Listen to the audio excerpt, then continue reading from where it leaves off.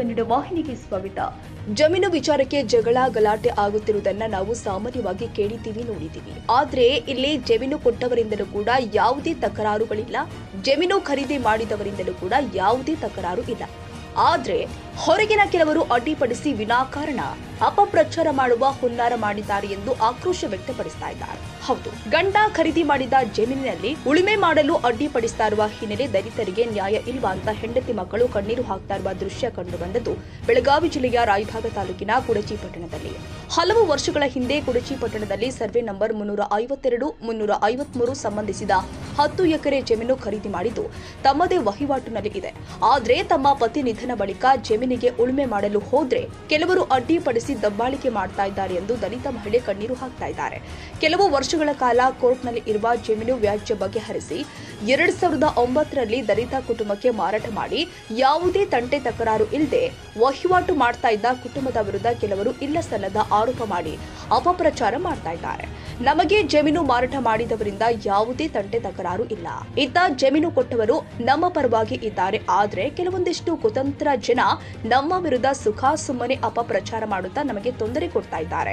ಕೆಲವು ಕುತಂತ್ರಿಗಳಿಂದ ನಮ್ಮ ಊರಲ್ಲಿ ಶಾಂತಿ ಭಂಗ ಮಾಡುವ ಹುನ್ನಾರ ಮಾಡಿದ್ದಾರೆ. ಅಂತವರ ಮೇಲೆ ಪೊಲೀಸರು ಮತ್ತಷ್ಟು ನಿಗಾ ವಹಿಸಬೇಕು ಅಂತ ತಮ್ಮ ದುಃಖವನ್ನ ತೋಡಿಕೊಂಡಿದ್ದಾರೆ.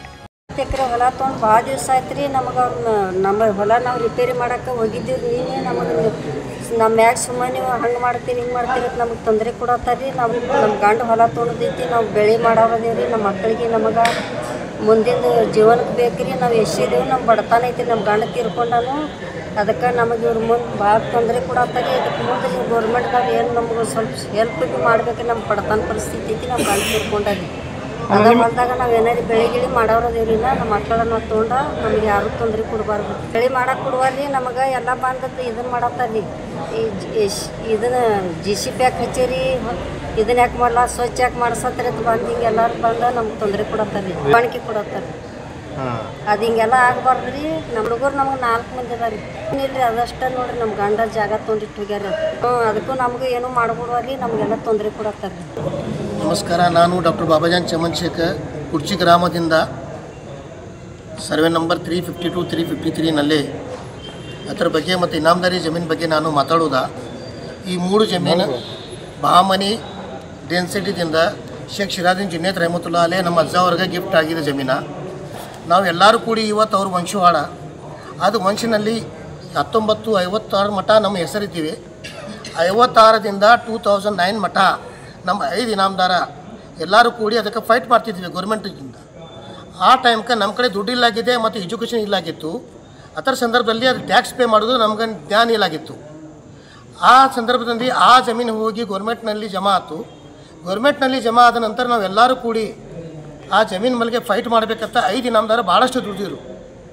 ಅದಕ್ಕೆ ದುಡ್ಡು ಹಾಕಿ ದುಡ್ಡು ಎಲ್ಲ ಮುಗಿದು ಹೊಲವನ್ನು ಮುಗಿದು ಏನು ಪ್ರಾಕ್ಟೀಸ್ ಮಾಡ್ತಿದ್ರು ಅದು ಪ್ರಾಕ್ಟೀಸನ್ನು ಹೋದು. ಅದಾದ ನಂತರ ರೊಕ್ಕನ ಕಮ್ಮಿ ಆತ್ರಿ.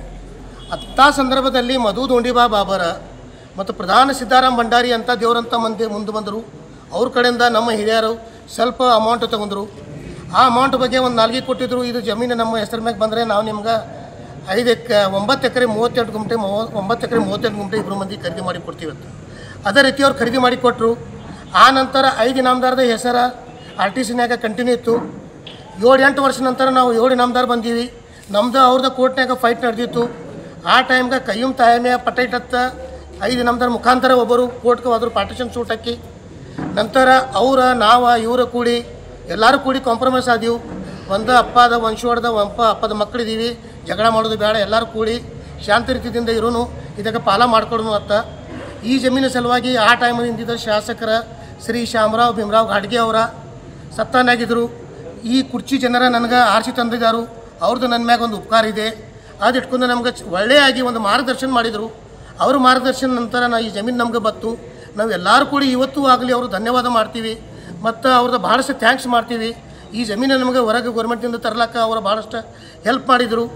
ಇವತ್ತು ಆ ಮನುಷ್ಯ ಕುರ್ಚಿನಲ್ಲಿ ಇಲ್ಲ, ನಮಗೂ ಗುರ್ತಿಲ್ಲ. ಬೆಳಗಾವಿನಾಗ ಅದಾರ, ಬೆಂಗಳೂರಿನಾಗ ಅದಾರು. ನಿನ್ನೆ ಒಂದು ಸುದ್ದಿ ಬತ್ತು, ಸಾಹೇಬ್ರ ಬಂದ ಇಲ್ಲೇ ಕಬ್ಜೆ ಮಾಡ್ತದ್ದಾತ.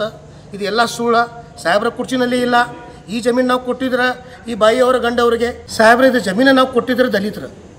ಮಧು ದೋಂಡಿಬಾ ಬಾಬರ್ ಅವ್ರ ದಲಿತರ SC, ಪ್ರಧಾನ್ ಸಿದ್ದಾರಾಮ್ ಭಂಡಾರಿ ಅವ್ರ SC, ದಲಿತರಿದ್ರೆ ದಲಿತರು ಬರೋರು ಅಲ್ಲೇ, ಬೇರೆ ಜಾತಿಯವ್ರಿಗೆ ಅವ್ರು ಕರೆಯಕ್ಕೆ ಹೋಗ್ತಾರೆ. ತಮ್ಮ ಹೊಲ್ದಾಗ ಕೆಲಸ ಮಾಡಕ್ಕೆ ಸುತ್ತ ಅವ್ರು ಬಂದಾರು, ಅವ್ರು ದಲಿತರು ಅದಾರು. ಹಿಂಗಾದರೆ ದಲಿತರ ಇದು ಭಾರತದಲ್ಲಿ ಇರಬೇಕು ಅಥವಾ ಇಲ್ಲ? ದಲಿತರು ಇರೋದು ಒಂದು ಪಾಪ ಇಲ್ಲ. ತಮ್ಮ ಜಮೀನು ತಗೋದ್ನಿದ ಅವ್ರು ತಿಳ್ಕೊಂಡು ಹೋಗ್ಯಾರು. ಅವ್ರ ಹೆಣ್ಮಕ್ಳು ಅವ್ರ ಮಕ್ಕಳು ಬಂದ್ರೆ ಆ ಜಮೀನ್ಯಾಗ ವಹಿವಾಟು ಮಾಡ್ತಾರೆ, ಮಾಡಕತ್ತಾರು. ಅದ್ರಾಗ ಏನು ಪಾಪ ಇದೆ, ಏನು ತಪ್ಪಿದೆ ರೀ?